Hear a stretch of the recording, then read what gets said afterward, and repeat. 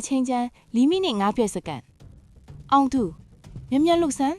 ကုတ်နံပါတ်ကဘာလဲစော်မျိုးကအော်ဟစ်လိုက်ပေမဲ့အောင်သူကတော့ကြောက်ရွံ့လို့တောင်းတနေတယ်သူ့မျက်လုံးထဲမှာလွန်ခဲ့တဲ့9နှစ်ကပုံရိပ်တွေပြည့်မြင့်လာတယ်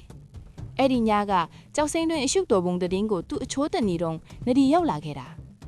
နဒီကအဲ့ဒီအမှုမှာပါဝင်နေတဲ့သူတွေဟာအောင်သူထင်တယ်လို့လူဆိုးတွေမဟုတ်ပဲတကိတ်တရက်ခံကတခြားတယောက်ထက်နေတယ်ဆိုတဲ့အထောက်အထားတွေကိုပြခဲ့တယ်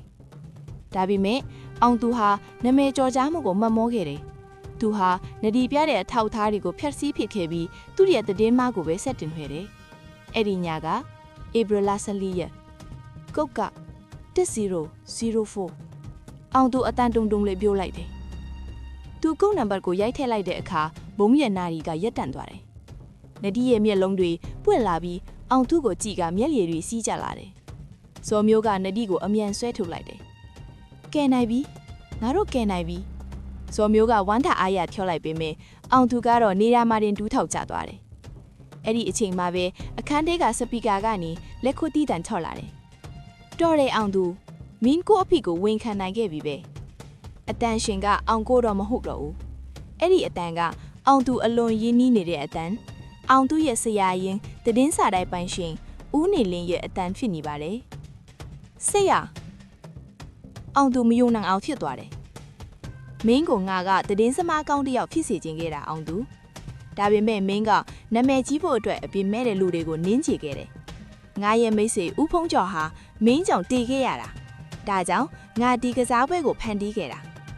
ဦးနေလင်းကအခန်းထဲကိုအေးအေးလူလူလမ်းလျှောက်ဝင်လာတယ်သူ့လက်ထဲမှာအတန်ပန်းဆက်လေးတစ်ခုရှိတယ်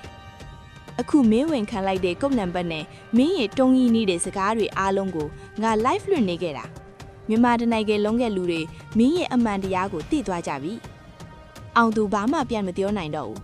သူဟာနဒီကိုကယ်တင်နိုင်ခဲ့ပေမဲ့သူ့ရဲ့ဂုဏ်သိက္ခာနဲ့ဘဝကတော့ပြာကျသွားခဲ့ပြီအောင်သူ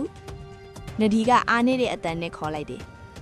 ရှင်အမှန်တိုင်းပြောလိုက်လို့ကျမဝမ်းသာပါတယ်ဇော်မျိုးကအောင်ကိုလက်ထိခတ်လိုက်ပြီးအောင်သူ့ကိုကြည့်တာတက်ပြင်းချတယ်မင်းအမအတွက်မင်းပြီးဆက်ရလိမ့်မယ်အောင်သူဒါပေမဲ့အခုတော့အားလုံးပြီးသွားပါပြီ3လအကြာ